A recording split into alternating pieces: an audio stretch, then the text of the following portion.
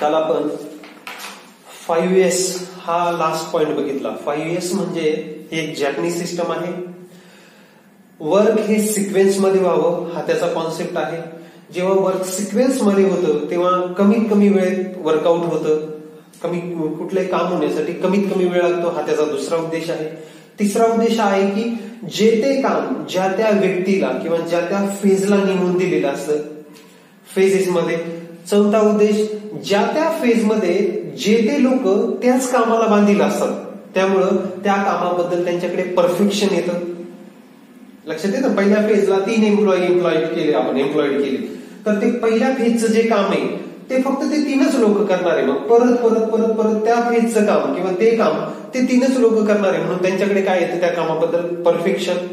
त्याबद्दलची त्यांच्या कामाबद्दल परफेक्शन आल्यामुळे क्वालिटी वाढते. क्वालिटी वाढली आणि परफेक्शन आल्यामुळे कामात इफेक्टिव्हनेस वाढतो. मग दुसऱ्या फेजचे जे लोक आहेत त्यांच्याकडे दुसऱ्या फेजचंच काम आहे. मग 5S सिस्टम असं म्हणते की कुठल्याही कामाला जसं JSA म्हणतं तसं कुठल्याही कामाला तुम्ही एका सिक्वेन्स मध्ये अरेंज करा आणि एका त्या सिक्वेन्स मधल्या पहिल्या फेज मध्ये जे काम केलं त्याचं जे आउटपुट निघालं ते लागोलाग सिक्वेन्शियली लगेचच पुढच्या फेजला इनपुट म्हणून भेटावं. तुमच्या ध्यानात येते ना, इकडे आपण गाडी सर्व्हिसिंगला टाकली, गाडी धुण्यासाठी आली, धुवून काढण्यासाठी आली की धुवून काढल्यानंतर जी गाडी आली तयार झाली धुवून काढल्यानंतर ती दुसऱ्या ठिकाणी खोलण्यासाठी जावं म्हणजे धुवून आलेली गाडी ही दुसऱ्यासाठी काय झाली इनपुट आणि पहिल्यांदा जी गाडी आली होती ती पहिल्या फेज साठी काय झाली इनपुट. धुवून निघल्यानंतर ती दुसऱ्या फेज साठी काय झाली इनपुट. पण पहिल्या फेजचं ते काय आउटपुट.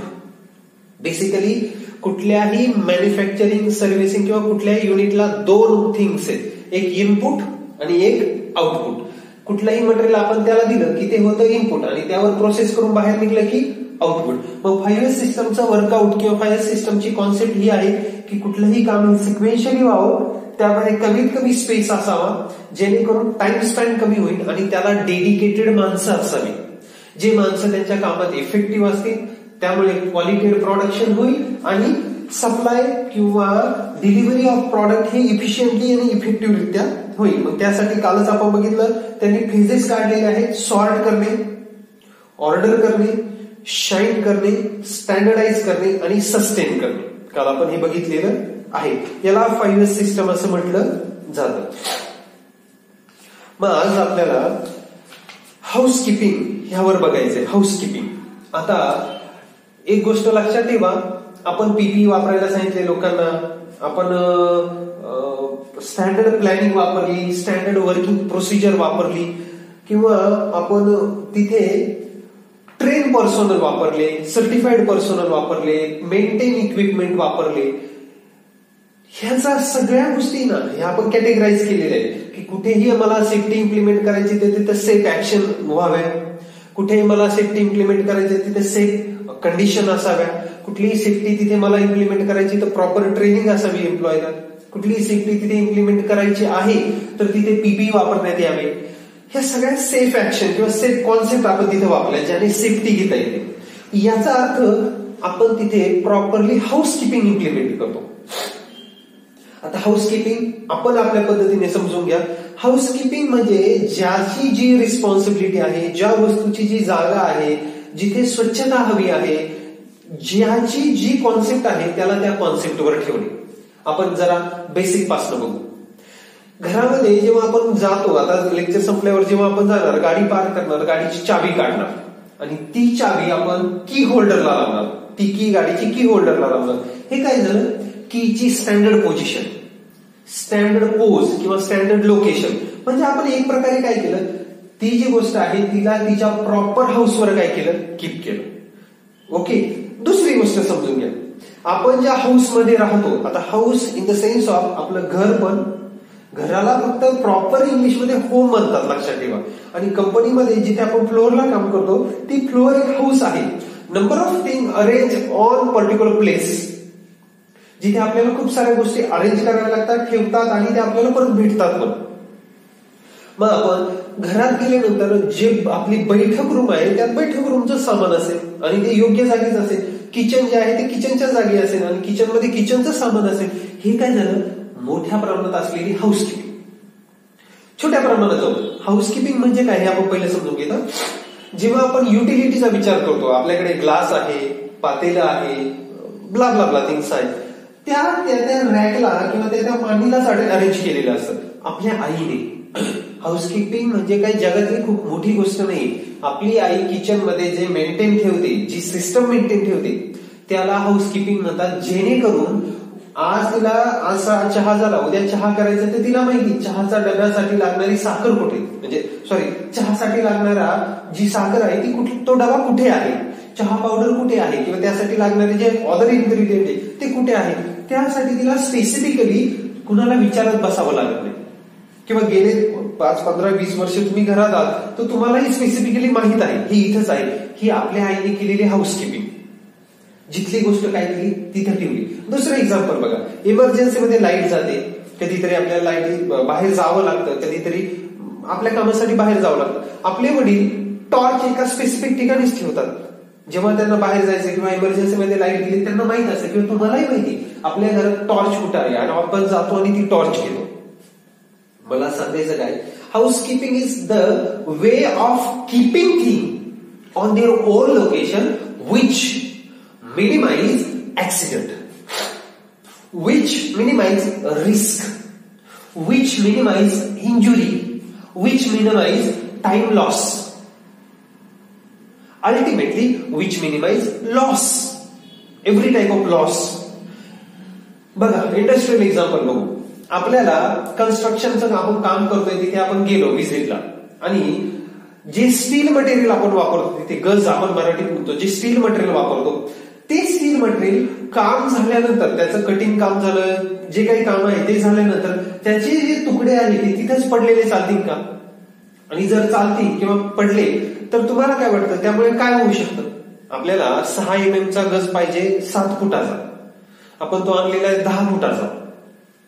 आपण साईटवर गेलो, जिथे आपल्याला तो पाहिजे तिथे तो गज नेला, कटर घेतलं, कट करून टाकलं.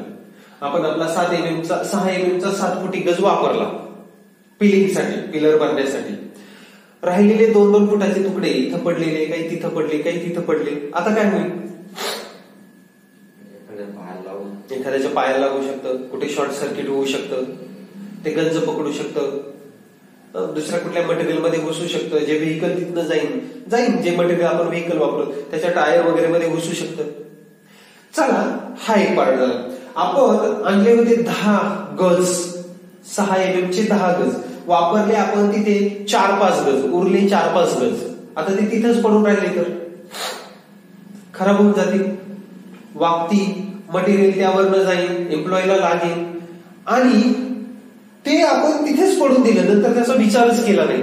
चोरीला जाऊ शकतात, उचलून कुणीतरी इथंच टाकू शकतात. 1 महिन्याने तुम्हाला परत 6 mm चे गज पाहिजे, आणि तुमच्या लक्षात आलं अरे बापरे आपल्याकडे 5 गज तर शिल्लक आहे. मग आता तुम्ही शोधायला जाल कुठे? जे तिथे ठेवतात तिथे, किंवा त्याचं जर लोकेशन नसेलच, तुम्ही कुठे ठेवता ही जागाच फायनल नसेल तर तुम्ही कुठे शोधाल? ते साईडच्या ह्या टोकाला शोधाल, त्या टोकाला शोधाल, त्या टोकाला शोधाल, त्याची फिक्स जागा आहे का? नाही. मग तुम्हाला ते वेळेत सापडेल का? नाही. तुम्ही लक्षात घ्या, हे एक छोटस एक्झाम्पल झालं स्टीलचं. कन्स्ट्रक्शन साईटला सिमेंटचे बॅग असतात, स्टील असतं, इलेक्ट्रॉनिक इक्विपमेंट असतात, इलेक्ट्रिकल सर्किट असतात, खूप सारे पूर्ण झालेले काम असतात, काही अपूर्ण झालेले काम असतात. कुठे मार्बल पडलेली असते, कुठे सँड पडलेली असते, कुठे खडी पडलेली असते. खूप ह्या आणि या व्यतिरिक्त खूप साऱ्या अगदी छोटे छोटे नाजूक खिळे वगैरे असतात, तार पडलेले असतात, ह्या खूप साऱ्या गोष्टी. तिथे खूप सारे लोक पण काम करतात. हाऊसकीपिंग याचा अर्थ स्पेस, फ्लोअर क्लीन ठेवणे.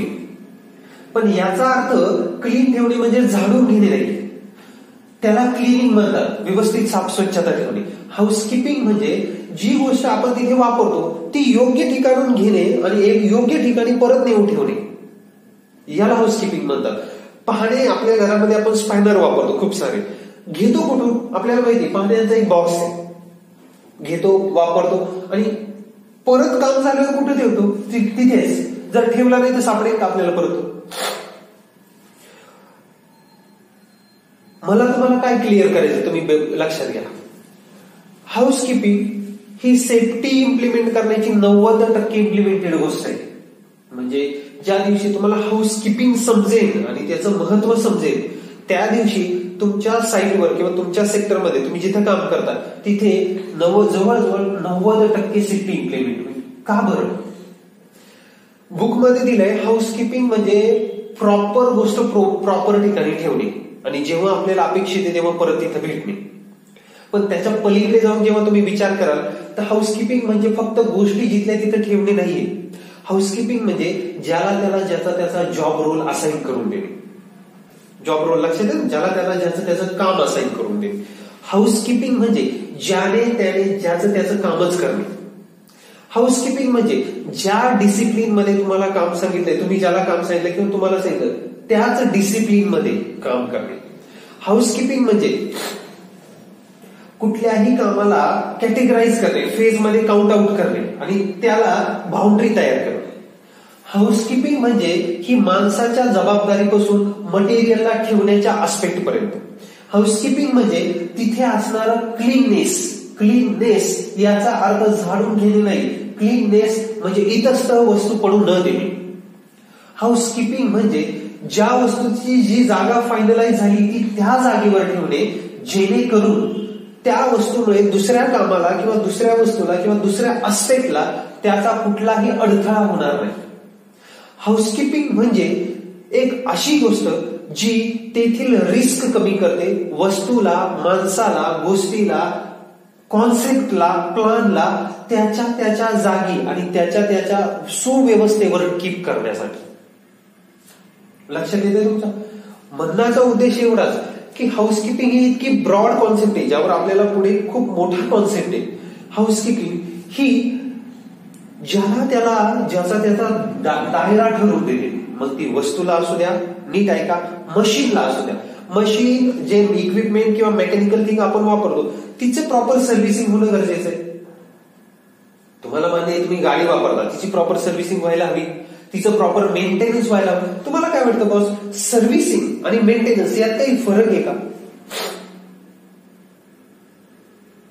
आपण गाडीची सर्व्हिसिंग करतो आणि आपण गाडीचं मेंटेनन्स ठेवतो, यात काही फरक आहे का? यावर तुम्ही विचार करा. सगळ्यांनी यावर विचार करणं गरजेचं आहे. मेंटेनन्स आणि सर्व्हिसिंग मध्ये काही फरक आहे का? पण आपण आपल्या मुद्द्याकडे, जे मशीन आपण वापरतो, तुम्हाला असं वाटत नाही का आपण जी गाडी वापरतो तिचं प्रदूषण कंट्रोलचं आपण सर्टिफिकेशन काढतो, तिचं आपण कुठलं बुक असतं, काय असतं, आरसी बुक काढतो, तिचं रजिस्ट्रेशन काढतो, तिचं आपण फिटनेस सर्टिफिकेट काढतो, त्यामध्ये सगळंच काउंट होतं. हे सगळं कशासाठी? आणि हे एक्सपायर होतच, लायसन एक्सपायर होतं, गाडीचं जे आपण पासिंग काढतो ते एक्सपायर होतं, गाडीचा लाईफ स्पॅन एक्सपायर होतो. आपण जो रोड टॅक्स वगैरे भरतो तो आपल्याला परत रिन्यू करावा लागतो. आपण प्रदूषणाचं सर्टिफिकेट काढतो ते पण एक्सपायर होतं, 1 वर्षाने, 2 वर्षांनी, 1 महिन्याने, 6 महिन्याने. ओव्हरऑल प्रत्येक गोष्टीची एक जागा आहे, एक स्पॅन आहे, एक लोकेशन आहे, एक ड्युरेशन आहे आणि ते ड्युरेशन आपल्याला परत रिन्यू करणं गरजेचं आहे. ती वस्तू जिथनं घेतली तिचं काम झाल्यावर तिथं ठेवणं गरजेचं आहे. प्रत्येक वस्तूला त्याची एक जागा असाइन करणं गरजेचं आहे. हाऊसकीपिंग एक अशी गोष्ट आहे जी साईटवर सगळीकडे वापरली जाते. आज आपल्या घरामध्ये आई वापरते.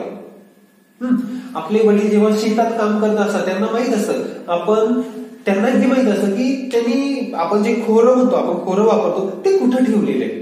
जनरली ते कुठे असतात. आपण जे पाईप वापरतो सायफॉनसाठी किंवा पाणी इकडून तिकडे सप्लाय करण्यासाठी, ते पाईप कुठे आहे, त्याचं शॉकेट कुठे आहे ते त्यांना माहित असतं. म्हणजे काय करतात, ते प्रॉपर हाऊसकीपिंग करतात आणि काम झाल्यानंतर ते उचलून तिथेच ठेवतात, जेणेकरून इतर जे वर्कर तिथे काम करतात, कामगार काम करतात, तिथं ट्रॅक्टर जातो, तिथं इतर गोष्टी जातात, त्यामुळे त्याला इजा होत नाही.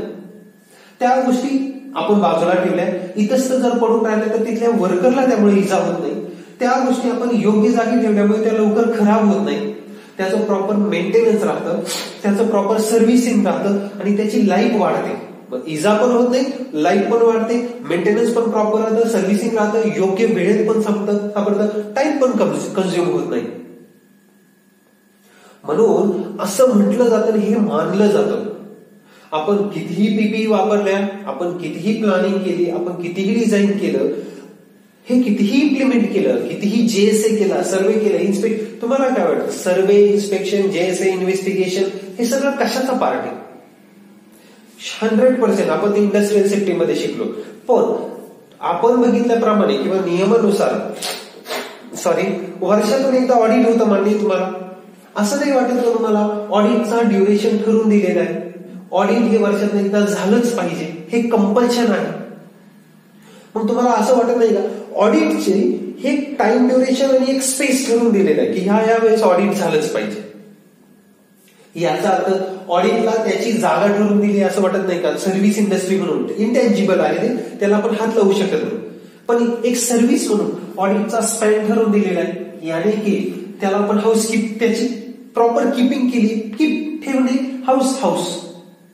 There is huge difference between home आणि हाऊस.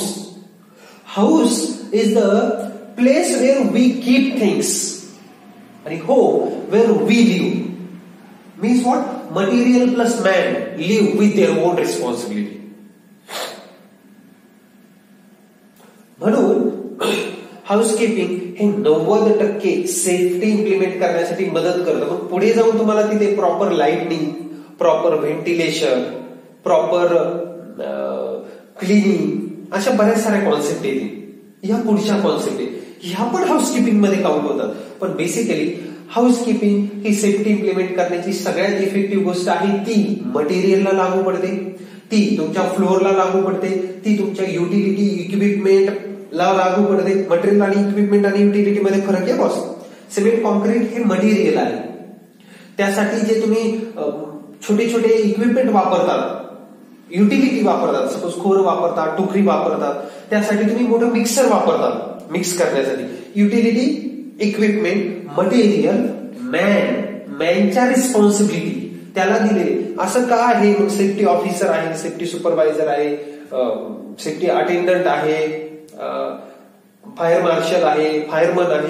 ह्या वेगवेगळ्या पोस्ट का? तुम्ही तर फायर अँड सेफ्टी करताय, सगळंच काम तुम्ही करू शकता. पण असं का होतं? साईटवर सेफ्टी ऑफिसर आहे, त्याच्या अंडर सेफ्टी सुपरवायझर आहे, त्याच्या अंडर सेफ्टीचे लोक आहे, काही फायरचे लोक आहेत. कारण ही आहे प्रॉपर हाऊसकीपिंगची पद्धत, ज्याला त्याला माणसासाठी लागू झालेले दिलेल्या जॉब रिस्पॉन्सिबिलिटी. ज्याने काय होतं, परत एकदा प्रॉपर हाऊसकीपिंगने काय होतं? रिस्पॉन्सिबल गोष्ट रिस्पॉन्सिबल वेळेत रिस्पॉन्सिबल गोष्टीला सापडते किंवा थिंकला सापडते. परत सांगू, फायर लागल्यानंतर आग विझवण्याचं ज्याचं काम आहे तो जबाबदार असतो ते करण्यासाठी. ओके, आपल्याला युटिलिटी बॉक्स लागतोय म्हणजे पाहण्यांचा किंवा स्पॅनरचा बॉक्स लागतो, तर तो आपल्याला माहिती कुठे आहे. जर चला एक्झाम्पल घ्या, एखाद्या ठिकाणी आग लागली, आपल्या साईटवर एका ठिकाणी आग लागली आणि तुमच्या एक्सटिंग्विशर वापरतात जे असतं, त्याचं लोकेशन, त्याची जागा फायनल नसेल तर आग लागल्यानंतर तुम्ही एक्सटिंग्विशर शोधायला कुठे जाताय मित्रांनो? तुमच्या ध्यानात येते ना? हा पॉइंट का महत्वाचा आहे? तुम्ही बघा, जनरली पेट्रोल पंप, दुकानात तुम्ही जर बघितलं तर एक्सटिंग्विशरची जागा एक फायनल असते. तुम्ही नीट बघा, तुमच्या घरात जे लाईटचं बोर्ड आहे तर दरवाजाच्या शेजारीच आहे. मग असं काही होत नाही, तुम्ही माझ्या घरी आलात तर तरी तुम्हाला जर लाईट बोर्ड शोधायचं तुम्ही कुठे शोधाल? दरवाजाच्या आसपास. मी दुसऱ्या कोणाच्या घरात गेलो आणि मला ते अननोन असेल तरी मी लाईट बोर्ड शोधण्याचा प्रयत्न कुठे करेन? हे काय झालं? एक जनरल कॉन्सेप्ट झाला, ज्याच्यामुळे जर आग लागली तर सगळ्या ह्युमन फोर्सला, तिथे असणाऱ्या सगळ्या वर्करला माहिती की आग लागल्यानंतर एक्सटिंग्विशर वापरायचंय आणि तो एक्सटिंग्विशर उत्तरेला किंवा पूर्वेच्या ह्या ठिकाणी आहे. कंटिन्युअस गेल्या वर्ष झाले, अनेक वेळा अपघात झाले, अनेक वेळा फायर गाडी लागली आणि आपल्याला एक्सटिंग्विशर कुठे सापडला? तिथेच. ती काय आहे? एक्सटिंग्विशरची जागा. म्हणजे काय झालं? आपल्याला गोष्ट वेळेत सापडली. तो इथंच पडलेला असेल तर तो प्रॉपर मेंटेन राहणार नाही, आपल्याला वेळेत सापडणार नाही, तो प्रॉपर योग्य वेळेला सापडणार नाही आणि प्रॉपरली वर्कआउट पण करणार. ओव्हरऑल मला तुम्हाला एवढंच सांगायचंय, the first step in workplace management is to clean the house and understand the current situation of functioning. Unless all necessary things are removed, नको असलेल्या, आता दुसरा हाऊसकीपिंगचा दुसरा मुद्दा आपण जो बघितलाय तो आतापर्यंत बघितला, जिथली वस्तू तिथे ठेवली. आता दुसरी गोष्ट बघा, जी गोष्ट आपल्याला नको आहे, जी अननेसेसरी आहे, ती तिथून रिमूव्ह करणं. जर आपण ती तिथून रिमूव्ह केली तर गर्दी काय होईल? कमी होईल. गर्दी कमी झाली म्हणजे अडथळा काय होईल? कमी होईल. अडथळा कमी झाला, गर्दी कमी झाली म्हणजे लोकांना कामं काय होतील? सुचतील. कामं सुचतील. जर गर्दी असेल तर कामं जमतील का? म्हणून काम झाल्यानंतर तो व्यक्ती पण त्या साईटवरनं बाहेर गेला पाहिजे आणि ते मटेरियल पण बाहेर गेलं पाहिजे. जेव्हा आपल्याला स्टीलचं काम आहे तोपर्यंत तिथे काय केलं आपण? स्टील वापरलं. स्टीलचं काम संपलं, त्या साईटवरनं किंवा त्या स्पेसवरनं ते आता नेसेसरी आहे का? गरजेचं आहे का? नाही, आपण ते काढून टाकले. म्हणून हाऊसकीपिंगचा दुसरा मुद्दा लक्षात ठेवा, removing unnecessary material from site, from floor, wherever you work over there. First thing, keeping things on their own location.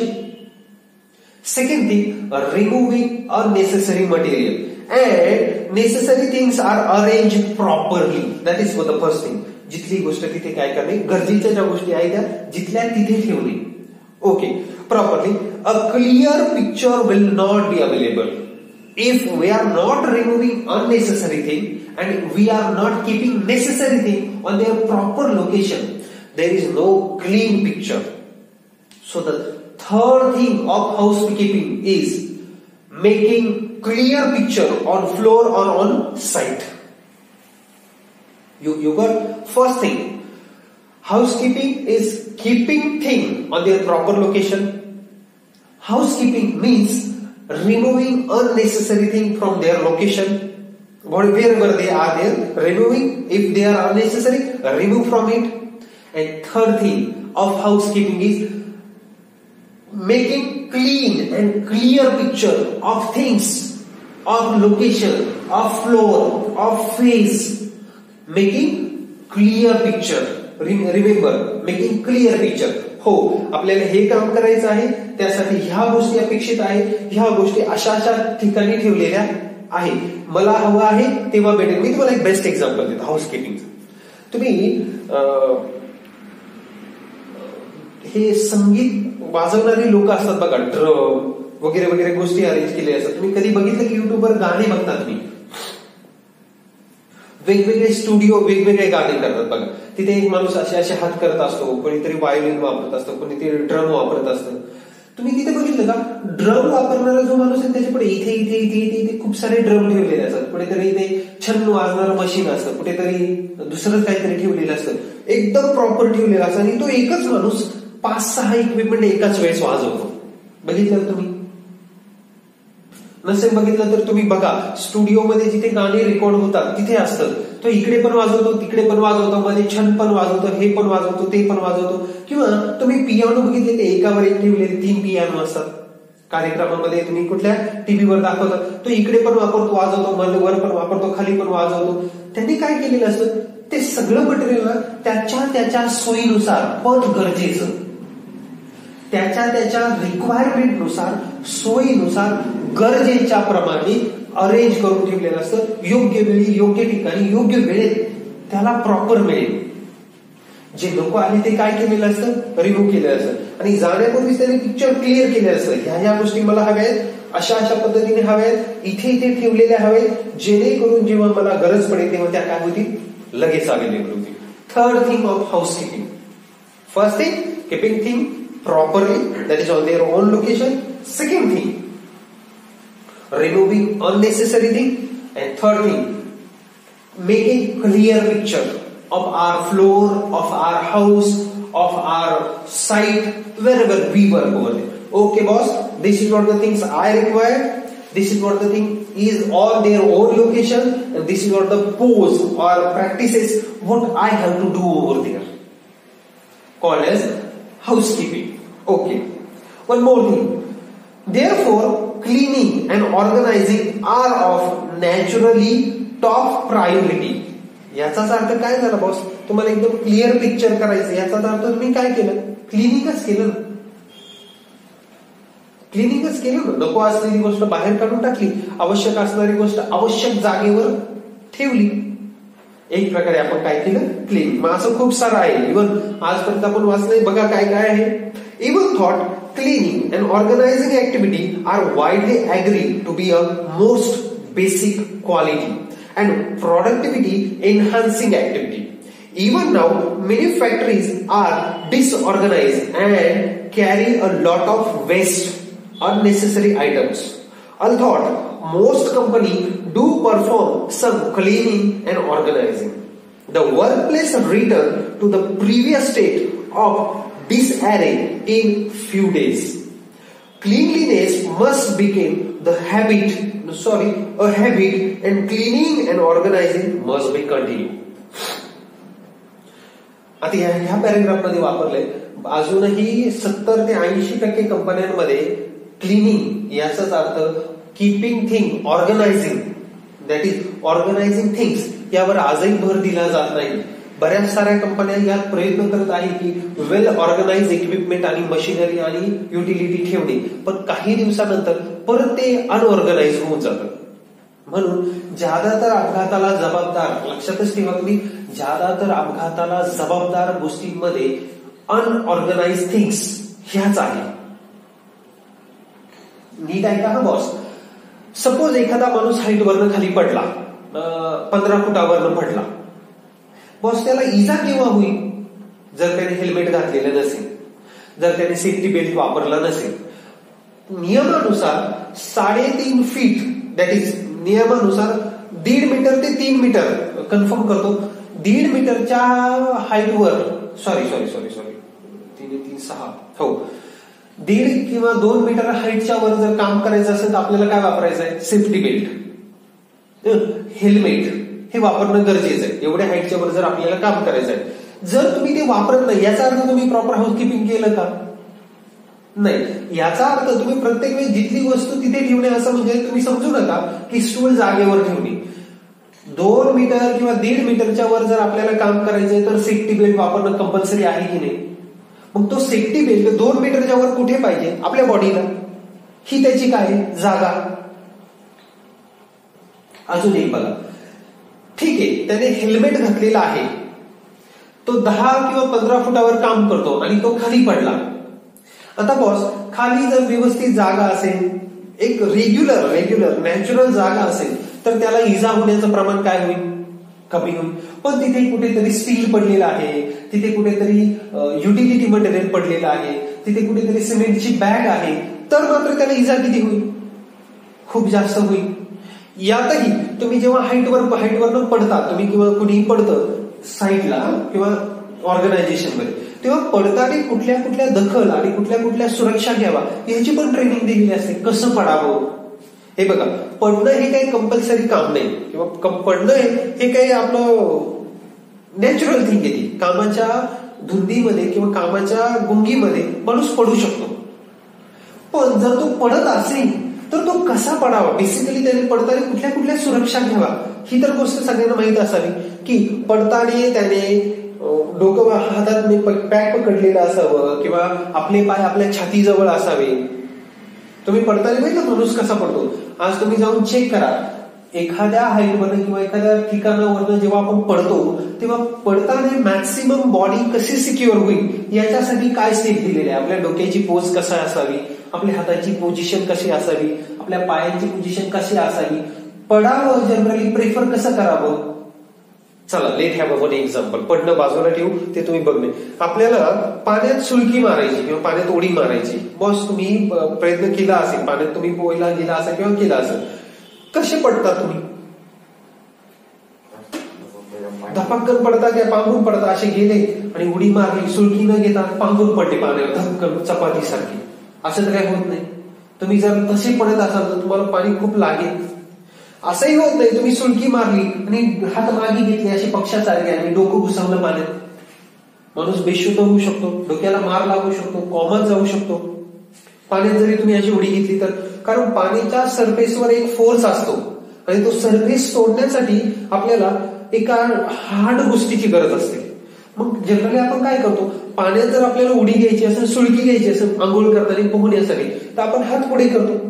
Generally तुम्ही बघा, जी लोक उडी मारतात ते पुढे हात करतात आणि त्या पाण्याचा सरफेस टेन्शन तोडतात आणि मग पाण्यात घुसतात, जेणेकरून काय होतं, आपल्या हाताने ती एका निमुळत्या हाताने ती सरफेस टेन्शन तोडलं जातं आणि तुम्ही सरसर करत मागची बाजू तुमच्या त्या पाण्यामध्ये घुसते, जेणेकरून आपल्या बॉडीला पाणी लागत नाही. पाणी लागतं माहितीये तुम्हाला, जेव्हा इमर्जन्सी आग विझवण्यासाठी फायर टेंडर वापरतात, फायर ब्रिगेडची गाडी वापरतात, त्याला फायर टेंडर म्हणतात. पण जेव्हा जमावबंदी करायची तेव्हा पण काय वापरतात, फायर टेंडर. पाण्याने लोकांना मारतात बॉस, काठीने मारण्याऐवजी दुरून पाण्याने मारलं. पाण्याचा मार लगेच जाणवत नाही, पण तो खूप काळ राहतो.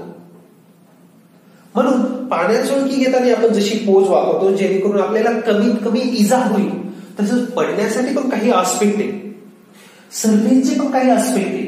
म्हणून हाऊसकीपिंग ही गरजेची आहे.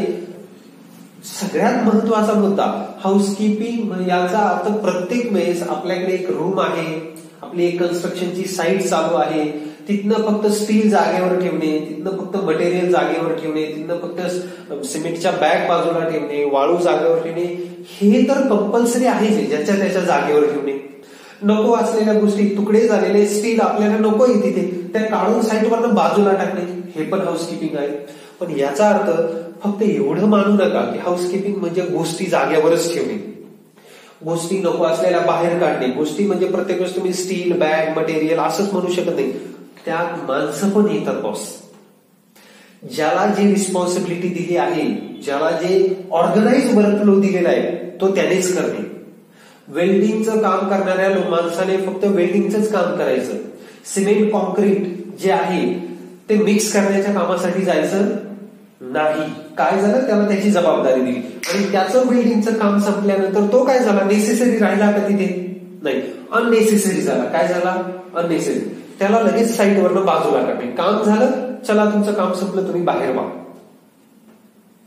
त्याला जर आपण काम दिलं तर ते एका बाजूलाच वेल्डिंगचं काम देणं गरजेचं आहे, जेणेकरून इलेक्ट्रिकल कॉन्सेप्ट, त्यातनं निघणारा गॅसियस कॉन्सेप्ट, त्यातनं निघणारा जो प्रकाशाचा कॉन्सेप्ट आहे, ज्याने काय होतं, इनहेलेशनचा इश्यू होतो, गॅमा रेज, अल्फा रेज बाहेर पडतात, ह्याचा परिणाम दुसऱ्या लोकांवर किंवा दुसऱ्या साईटवर किंवा दुसऱ्या मटेरियलवर होणार नाही. म्हणून त्याचं पण लोकेशन काय केलेलं आपण फायनल केलेलं आहे, त्याचा पण टाइम ड्युरेशन काय केलेलं आहे, फायनल केलेलं आहे, त्यालाही स्पेसिफिक पीपीई काय केले, फायनल केले. जर काम करताना त्याने पीपीई वापरली नाही तर ती प्रॉपर हाऊसकीपिंग होईल का? पीपीई काय आपल्याला तिथे रॅकमध्ये मांडून ठेवण्यासाठी दिलेत का? नाही बॉस, तिथे कामाला यायचंय, त्याला बिल्डिंगचं काम चालू करायचंय, त्याला माहिती या ठिकाणी पीपीई आहे, त्याने जाणे, पीपीई इश्यू करून घेणे, ते पीपीई परिधान करणे आणि कामाला लागणे. काम कम्प्लीट झाल्यावर त्याचं मटेरियल तिने असेंबल करून घेणे, पीपीई परत सबमिट करणे आणि साईटच्या बाहेर निघून जाणे. म्हणून सिलेबस नुसार गोष्टी किंवा हाऊस प्रॉपरली कीप करणे, नेसेसरी थिंग प्रॉपरली ऑर्गनाइज करणे, अननेसेसरी थिंग बाहेर काढणे, हे दिलेले आहे. लक्षात ठेवा, फक्त ह्या थिंग्स कुठल्या इक्विपमेंटला, मशिनरीला किंवा युटिलिटीलाच लागू होता असं काही नाही. ह्या गोष्टी खोदलेला खड्डा म्हणजे एक्सक्वेट केलेला खड्डा हा काम झाल्यानंतर बुजून टाकणं कंपल्शन आहे, कारण त्याचं काम आहे का तिथे. आता तो काय झाला, जोपर्यंत काम होतं तोपर्यंत नेसेसरी होता, काम कम्प्लीट झालं, त्याचं वर्क काय झालं, ओव्हर झाला, तो आता काय झाला, अननेसेसरी. त्याला बुजवणं किंवा त्याला गाडून टाकणे हे काय झालं, कंपल्शन झालं, ते पण हाऊसकीपिंग झालं. Okay, so I can say that housekeeping, one more time मराठीत सांगतो आता. हाऊसकीपिंग म्हणजे गोष्टी प्रॉपरली ऑर्गनाइज करणे, हाऊसकीपिंग म्हणजे अननेसेसरी गोष्टी काढून टाकणे, हाऊसकीपिंग म्हणजे आपल्याला ज्या साईटवर काम करायचं आहे त्याचं क्लिअर पिक्चर तयार करणे. ओके, याला प्रॉपरली हाऊसकीपिंग असं म्हटलं जाऊ शकतं. मग ते वस्तूंना, मटेरियलला, इक्विपमेंटला, मशिनरीला आणि माणसाला लागू पडतं. ओके, काही प्रमाणात आर्टिफिशियली ते आपण एन्व्हायरमेंट कंट्रोल करण्यासाठी सुद्धा वापरू शकतो, तिथल्या जागेचं एन्व्हायरमेंट कंट्रोल करण्यासाठी वापरू शकतो. ते प्रॉपर लाइटनिंग, व्हेंटिलेशन साठी आणि वॉटर सप्लाय साठी पण वापरलं जाऊ शकतं. याला काय म्हणतात, हाऊसकीपिंग. मग त्याचे फायदे काय, हाऊसकीपिंग मुळे जिथली वस्तू तिथे सापडते, कमी वेळ लागतो वस्तू शोधण्यासाठी, लगेच अवेलेबल होते, ती प्रॉपरली मेंटेन राहते, रिस्क कमी होते कारण ती इतरस्त पडलेली नसते, त्यामुळे इंजुरीचं प्रमाण काय होतं, कमी होतं, त्यामुळे लॉस काय होतो, कमी होतो. जिथली वस्तू प्रॉपर तिथे असल्यामुळे ऍक्सिडेंटचा रेट काय होतो, कमी होतो. ओके, ज्याला त्याला ज्या त्या जॉब रिस्पॉन्सिबिलिटी वाटून आणि प्लॅन करून दिल्यामुळे योग्य वेळ जो तो व्यक्ती येऊन तो काम करतो, त्यामुळे कामाची इफिशियन्सी, इफेक्टिव्हिटी आणि क्वालिटी पण काय होते, मेंटेन होते. हे राज it improve productivity, it reduce waste. Waste कुणाला म्हणावं, जी गोष्ट त्या ठिकाणी त्या मॅन्युफॅक्चरिंग युनिटला किंवा त्या सर्व्हिस युनिटला किंवा त्या फ्लोअरवर नकोय, ती काय झाली, वेस्ट. अगोदर ती आपल्याला अपेक्षित होते, इनपुट म्हणून आपण ती वापरली, आउटपुट तयार झालं. आता ते आउटपुट तयार होताना आणल्यानंतर उरलेली प्रोसेस करताना जी गोष्ट तिथे एक्स्ट्रा झाली, जिची आता गरज नाही, ती काय झाली, वेस्ट. बॉस, ती वेस्ट त्या प्रोसेससाठी झाली, दुसऱ्या प्रोसेससाठी ती काय होऊ शकते, मटेरियल होऊ शकते. Let have a example, our own example. आपल्याकडे जे गाईचा गोठा आहे तिथे शेण पडतं, ते शेण आता आपल्या लेखी इन द सेन्स ऑफ गोठ्याच्या लेखी काय झालं, वेस्ट. ते शेण आपण तिथनं काढून एका ठिकाणी साठवलं तर ते काय झालं, खत. तिथनं ते आपण गोबर गॅसला जर सप्लाय केलं तर ते गोबर गॅससाठी पण काय झालं, मटेरियल. गोबर गॅस मधनं गॅस तयार होऊन बाहेर निघला आणि आपल्याला स्लरी भेटली. ती स्लरी जेव्हा बाहेर निघते तेव्हा ती काय झाली, वेस्ट. स्लरी काय झाली, वेस्ट. पण जी स्लरी जर आपण शेतामध्ये वापरली तर ते काय झालं, शेतासाठी मटेरियल. लक्षात येते का, गायीपासून बाहेर निघलं गोठ्यासाठी ती काय झाली, वेस्ट. पण जो आपला खड्डा आहे ज्यात आपण ते साठवतो त्यासाठी ते काय झालं, मटेरियल. त्या खड्ड्यामधनं जर आपण खड्ड्याचा विचार केला आणि जर आपल्याला खत म्हणून वापरायचं असेल तर सध्या मटेरियल आहे, खत म्हणून वापरण्यासाठी ती आपल्या याला वापरायची, गोबर गॅसला. ती गोठ्यातनं बाहेर पडली, वेस्ट झाली. गोबर गॅसला मात्र तो काय झाला, मटेरियल. गोबर गॅस मध्ये त्याच्यावर प्रोसेस झाली, गॅस बाहेर निघला, त्याचं काम झालं. त्यातनं स्लरी बाहेर निघली. स्लरी जेव्हा बाहेर निघली तेव्हा गोबर गॅससाठी ती स्लरी काय झाली, वेस्ट. पण शेतासाठी खत म्हणून त्याचं काय झालं तयार, खत म्हणजे मटेरियल. म्हणून ही एक प्रोसेस आहे, लक्षात ठेवा. ही एक प्रोसेस आहे ज्या प्रोसेसच्या मदतीने आपण वेस्ट रिमूव्ह करतो. पण ती वेस्ट मित्रांनो, ती वेस्ट त्या स्पेससाठी वेस्ट आहे, इतर कामांसाठी ती मटेरियल आहे. म्हणून नको असलेली गोष्ट तिथून रिमूव्ह करणे ही वेस्ट मॅनेजमेंट म्हणून काउंट केली जाते. हे पण कोणामुळे होतं, हाऊसकीपिंगमुळे. इन्शुअर सेफ्टी ऑफ पर्सनल, नको असलेली गोष्ट तिथून निघून गेली आणि जिथल्या तिथे ठेवली म्हणजे पर्सनची काय झाली, सेफ्टी. रिड्यूस मशीन ब्रेकडाऊन, आपण प्रॉपर मेंटेन केलं मशीन, नको असलेली गोष्ट तिथे रिमूव्ह केली. चला एक्झाम्पल बघू. आपण इंडस्ट्रियल एक्झाम्पल बघू. चला इंडस्ट्रियल बघू. आपल्याकडे इंडस्ट्रीमध्ये खूप मोठ्या प्रमाणात डस्ट तयार होते, डस्ट. आणि आपण शेजारीच कुठलं तरी क्रशिंगचं वगैरे काम करतोय. क्रशिंगचं काम करताना तिथे खूप सारे त्या मशीनमध्ये गिअर वापरले जातात. जर ती डस्ट आपण प्रॉपरली मेंटेन केली नाही, प्रॉपरली सिक्युअर्ड केली नाही, प्रॉपरली बाहेर काढण्यासाठी तिला आउटलेट बनवलं नाही तर ती पूर्ण आपल्या फ्लोअरवरती पांगली जाईल. पूर्ण फ्लोअरवरती पांगली म्हणजे ती सेटल होईल आणि सेटल झाली म्हणजे ती मशीन मध्ये घुसेल. बरोबर, मशीन मध्ये घुसली, आतमध्ये गेली, एंटर केली म्हणजे जे गिअर तिथे वापरण्यात आले त्यामध्ये जाऊन सेटल होईल. त्यामध्ये सेटल झाल्यामुळे आपलं ते मशीन प्रॉपरली चालेल का? अर्थात आपण फक्त प्रॉपरली मेंटेन ती डस्ट केली नाही म्हणून मशीन काय झालं, खराब झालं. त्या डस्टचा परिणाम आपल्या कुठल्या कशावर झाला, मशिनरीवर. म्हणून रिड्यूस मशीन ब्रेकडाऊन, जर आपण प्रॉपर हाऊसकीपिंग केलं तर मशीन ब्रेकडाऊन म्हणजे खराब होणे.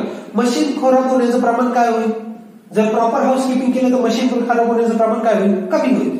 प्रॉपर हाऊसकीपिंग केली नाही म्हणजे डस्ट उडत राहील, इतर मटेरियल त्या मशीन मध्ये जात राहील आणि मशीन ब्रेकडाऊनचं प्रमाण काय होईल, वाढेल. म्हणजे मशिनरीला काय होईल, लॉस होईल. मशिनरीला कुठला तरी लॉस होईल. Maintenance function become simple. Proper housekeeping असेल तर आपल्याला मेंटेनन्स करायला काय जाईल, सिंपल जाईल. असे खूप सारे फायदे आहेत हाऊसकीपिंगचे. आता काय झालंय, हाऊसकीपिंग ही कॉन्सेप्ट काय आहे हे तुमच्या लक्षात आली. हे बघा, ही तुम्हाला घरगुतीरित्या पण लक्षात आली पाहिजे, म्हणजे डोमेस्टिक व्ह्यूने पण लक्षात आली पाहिजे, आणि corporate, professional, industrial, manufacturing, floor work, construction site ह्या व्ह्यूने पण लक्षात आली पाहिजे. हाऊसकीपिंग ही गोष्ट तुम्हाला युटिलिटी, मशिनरी, वेस्ट मटेरियल ह्या दृष्टीने पण लक्षात आली पाहिजे. आणि हाऊसकीपिंग ही गोष्ट तुम्हाला माणसाला दिलेल्या रोल आणि रिस्पॉन्सिबिलिटी आहे ह्या दृष्टीने पण लक्षात आली पाहिजे. ओके, ती तुम्हाला अवेलेबिलिटी ऑफ मटेरियलच्या दृष्टीने पण लक्षात आली पाहिजे, आणि availability of material by time duration, योग्य वेळेत मटेरियल आणि योग्य टाइम मध्येच अवेलेबल व्हावं याने पण लक्षात आली पाहिजे. तुमच्या लक्षात येईल मला काय म्हणायचंय. Okay boss.